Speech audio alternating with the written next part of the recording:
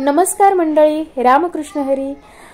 मंडळी, आज आपण मसाले भात, तो पण 100 लोकांसाठी मसाले भात कसा बनवायचा ही रेसिपी पाहणार आहोत. तर आमच्या घरी 100 ते 125 लोकांची दिंडी उतरलेली असते आणि आम्ही त्यांची निवासाची सोय करतो.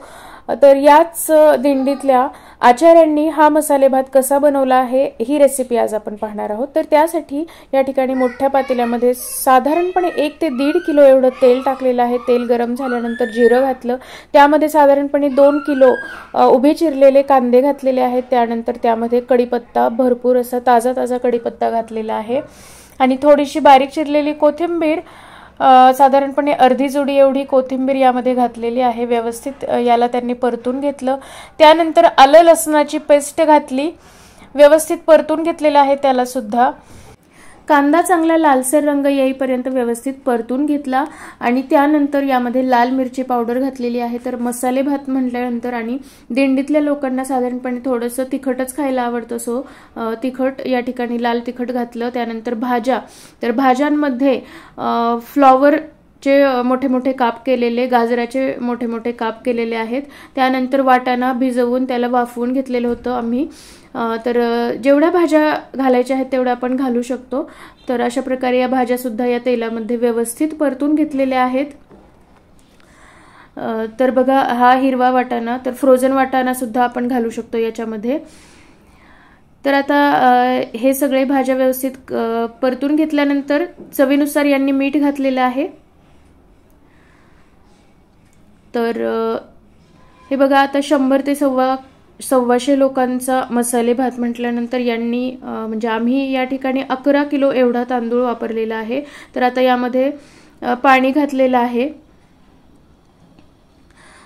तर पाण्याला उकळी येऊ द्यायची आहे व्यवस्थितपणे. तर यामध्ये पाणी घातल्यानंतर आपण यामध्ये घातलेला आहे बिर्याणी मसाला. तर या ठिकाणी सुहानाचा बिर्याणी मसाला यामध्ये घातलेला आहे. यामुळे चव खूप छान येते, फ्लेवर सुद्धा खूप छान येतो. तर आता पाणी लवकर उकळण्यासाठी यावरती झाकण ठेवलेलं आहे. तर पाण्याला उकळी येईल आता. आणि आता आपण हळद सुद्धा घातलेली आहे. हळदीचं 1 पॅकेट यामध्ये घातलेलं आहे. तर परत एकदा झाकण ठेवून पाण्याला उकळी यायची वाट बघायची आहे आता.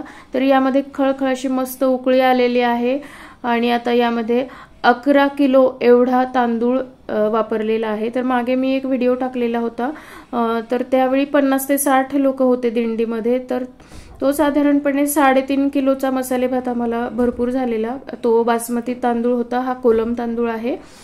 तर 11 किलो एवढा तांदूळ या ठिकाणी वापरलेला आहे 100 ते 125 लोकांसाठी. तर आता व्यवस्थित याला शिजू द्यायचं आहे. तर बघा, आता झाकण ठेवून साधारणपणे 5 मिनिटात, कारण मोठा हा शेगडा असतो, तर 5 ते 10 मिनिटांमध्ये हा शिजतो आणि नंतर वाफेवरच शिजतो. सो गॅसची फ्लेम बंद करून हा बाजूला ठेवलेला होता. तर भाताचा एक शीत घेऊन या ठिकाणी यांनी पाहिलेलं आहे, या आचारी दादांनी. तर आता भात झाल्यानंतर वरून आम्ही बारीक चिरलेली भरपूर कोथिंबीर घातली. त्यानंतर आमच्या भैयांनी या ठिकाणी किसलेलं खोबरं सुद्धा भरपूर घातलेलं आहे. त्यामुळे भाताला अप्रतिम अशी चव आलेली होती. आणि शेवटी हा प्रसादच, त्यामुळे प्रसाद हा प्रसादच असतो.